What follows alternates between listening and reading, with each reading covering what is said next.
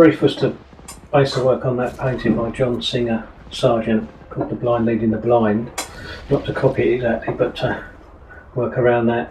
In the painting there's a medic at the front, but we decided that if we got rid of the medic and actually had the blind leading the blind, it would be a bit more harrowing than having a man stood at the side outlined. So originally we were going to put this chap at the front with his hand over his eyes and his hand outstretched. We didn't quite like that one, so in the end we went for this man who would be just floundering around with a blindfold on, not quite knowing where he's going. And then all his mates are behind him, all holding on in various positions, just fumbling their way along.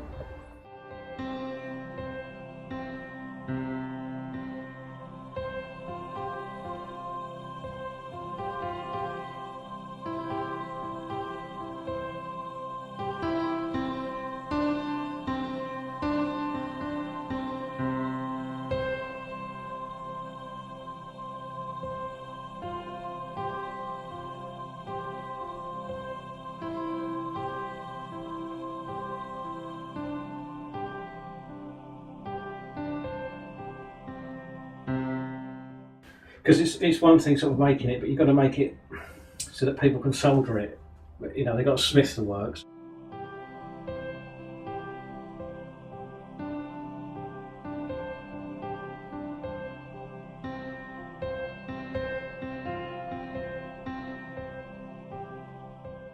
Just been doing the little details, water bottles, entrenching tools, bayonets and ammo packs. Made some rubber moulds of those. Cast those up, get those on the figures.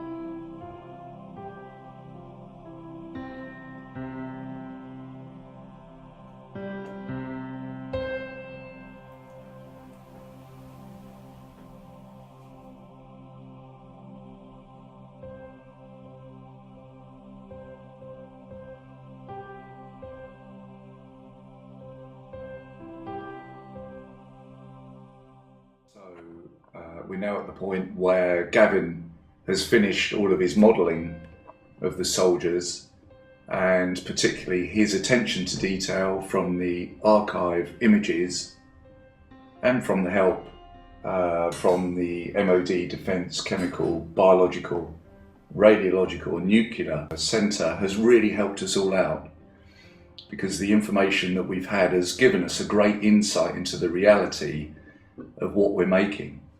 So for Gavin has modelled all of the men in fine detail, and now it's our opportunity to work together to do the silversmithing part of it, which is really putting together all of our design concepts, the modelling, the groundwork, all of the components of the piece to make it real. Gavin has really carefully modelled the pieces, and now it's our interpretation of how we can make this into silverware. We've always had it in our hearts that we did not want to create a piece that was glamorous. We wanted it to be a tribute, a reminder of those people that gave their all. So our job is to create the soldiers by investing Gavin's models into a rubber. We take a cast of Gavin's original work.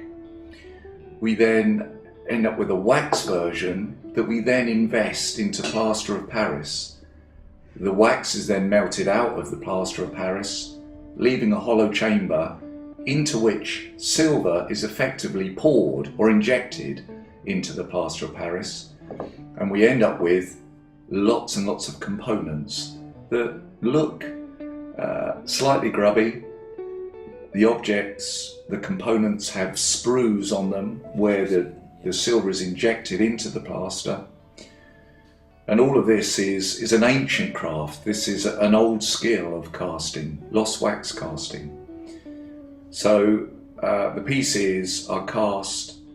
We then have to cut off all of the sprues and then begin to assemble the components, begin to make all of these sections fit so that all of the joins become invisible or actually, you know, our chance to put the pieces together to make them look fantastic. So you can see this piece here.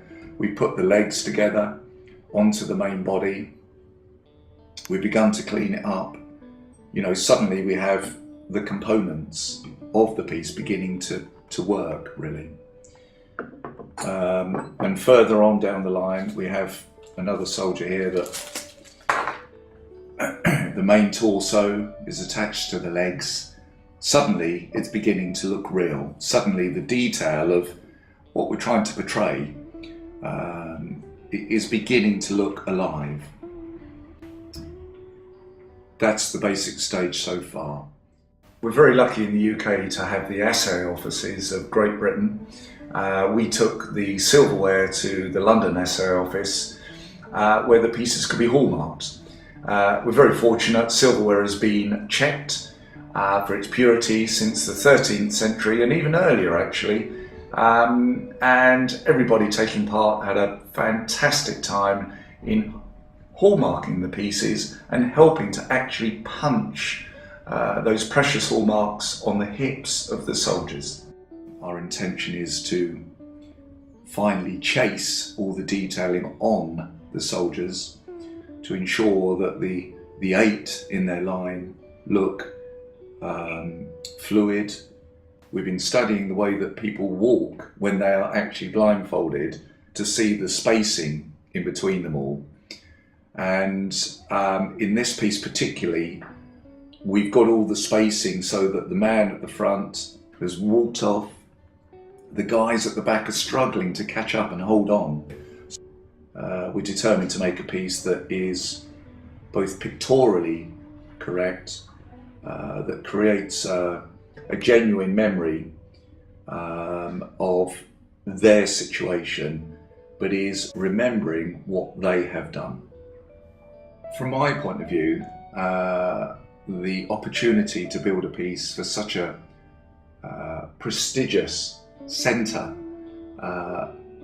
is just incredible, because for all of my family, historically, we've always been involved in the forces, either in the Royal Marines or in the Army.